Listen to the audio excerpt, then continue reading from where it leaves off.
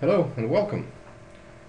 Today I want to talk about Velocity, how Opensolr integrates with Velocity and how easy it is to actually get your own search engine running in just minutes. First of all, let's take a look at this little application that we built here, and let's take a look at how exactly we did it. So first of all, we have the search engine that has pretty much all the capabilities of pretty decent search with all the functions included. First of all, we have the search box here, and we have a nice auto suggest feature.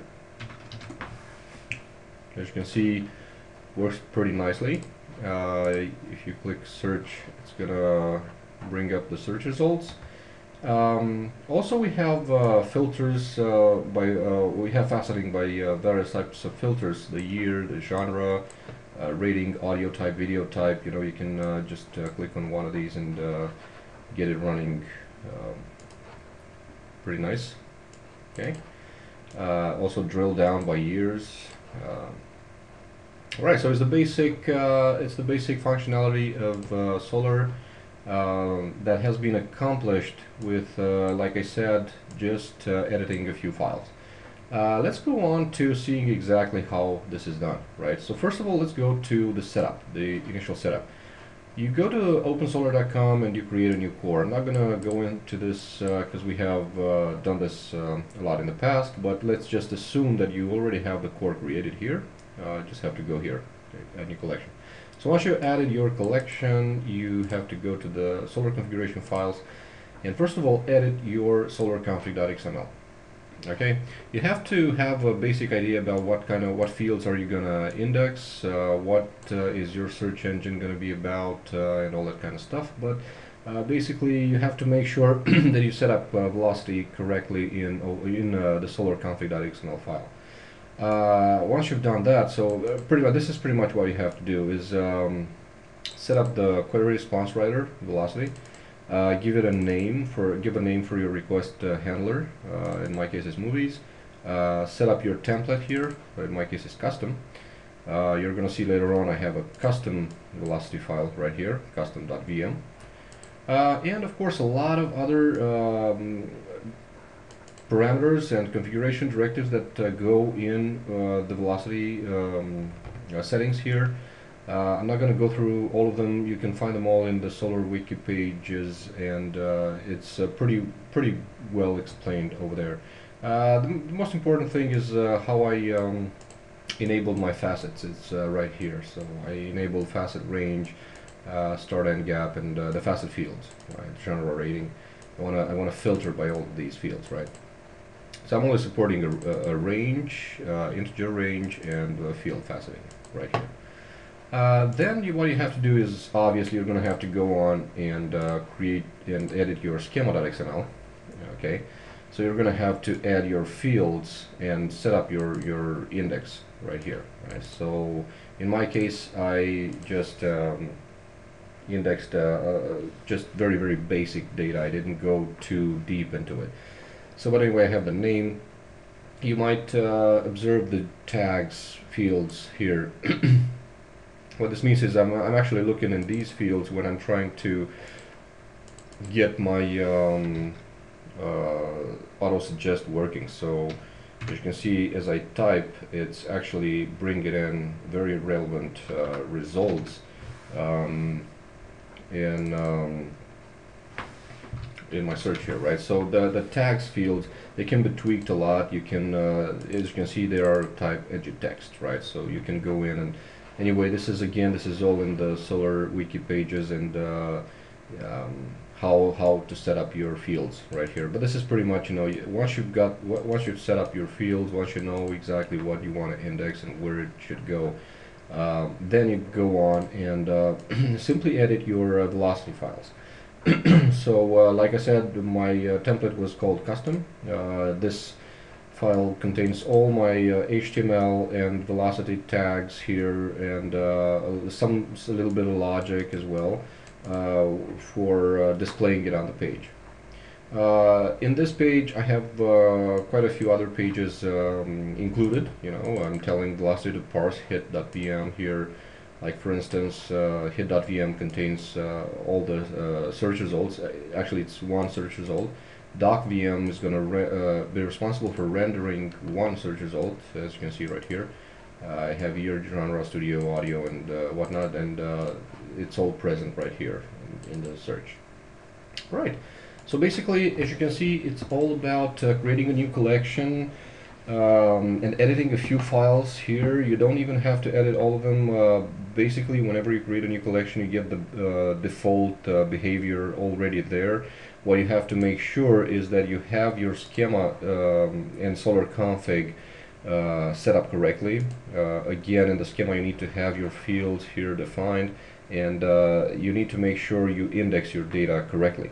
Now, how did I go about indexing all this data? As you can see here, I have 29,000 records in my, well, actually, I think it's a little more. I think it's 32,000 records in my index. And how did I index them quite so fast?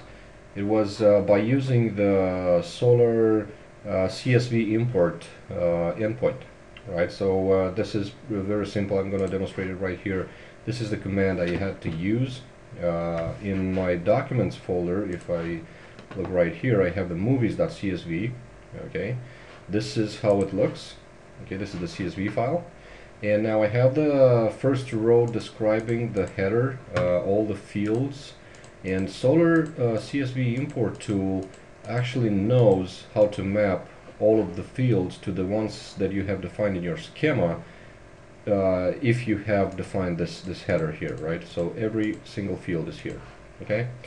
Note that in the case of the year, I have some years that are unknown. This is how the CSV came, and I don't feel like just going through them and modifying it by hand. Solr CSV importer has this feature that, as you can see here, I'm making a curl request to this URL. And I'm adding this little f.ear.map parameter here, the get parameter, and I'm actually mapping a no value, right? As you can see here, there's nothing beyond this colon sign, to instead of the unknown. So whenever I find an unknown value here, I assign it null, right? So it's pretty much mapping the value. I'm giving it a file name and a little header, and it's importing the file in just a matter of seconds. Once that's done, you're going to be able to perform searches here. So as you can see, once again, it's that simple. All you have to do is create your own collection. Go on to the Solr configuration file, edit the Solr config to include the velocity settings, just like I described here. The endpoint and the template. The endpoint, as you can see, it's right here, /velocity/movies, right? You can start your search here for anything you want and whatnot, you know. Custom will be your template again. You get to edit it from here. Just go to all the files that are being parsed and see what they contain. It's very simple. Like for instance, I'm just going to show you very quickly how the auto suggest is actually made. It's right here. So yeah, there we go. It's just a simple jQuery autocomplete implementation, right? It's that simple. Yeah, so you can also, as you can see here, I have the Opensolr logo, but of course you can go to the header file, you can personalize and customize the pages as you wish, right? Just change this file here. Yeah, so basically you can do quite a lot of stuff, right? This is the suggest. You can actually you can do a lot of stuff to the way the suggestions look, to the way the search results look, right? You can even go in and create your own CSS file. Right now I have this, the jQuery autocomplete, but obviously I can go on and create a new file and create a CSS file. You see, I have Solr config files that I want to create, or velocity files.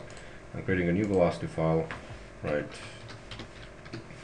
And I can just simply go ahead and edit that one. Here we go. So I have in my velocity files, I have style CSS, and I'm going to be able to edit this file. I'm going to go in the header and just include it right here, just like I do to the other two, right?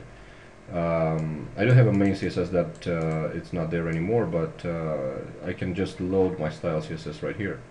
Instead of just putting jQuery autocomplete CSS, I can just put style, right? So yeah, as you can see, you can actually build quite a complex search engine web application, and not only a search engine application, just anything. I mean, it's on everybody's imagination to know what stuff they can do here. I didn't use the spell check right now, but obviously that's a very simple thing. Again, if I go to the custom, I can find here the spell check. I have the pagination, I have the hits, and well, there was some kind of thing for spell check around here. Yeah, okay, spell check suggestions, right? So if you have this enabled, then the system is gonna tell you, did you mean this? Did you mean that? Or stuff like that, right? So yeah, I don't even know if it's enabled right now. Let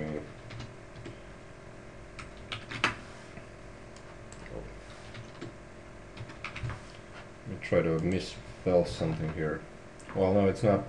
Well, it's probably gonna have. I'm gonna have to look over this, right?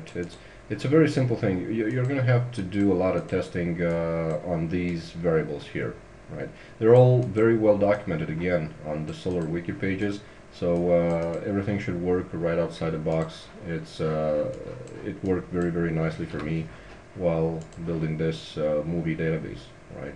With 32,000 records, search is almost instant. So yeah, as you can see, it's pretty good. So yeah, go ahead, create your own Solr collection with Opensolr, and rest assured that Velocity is now implemented and works great. Okay, see you next time. Bye.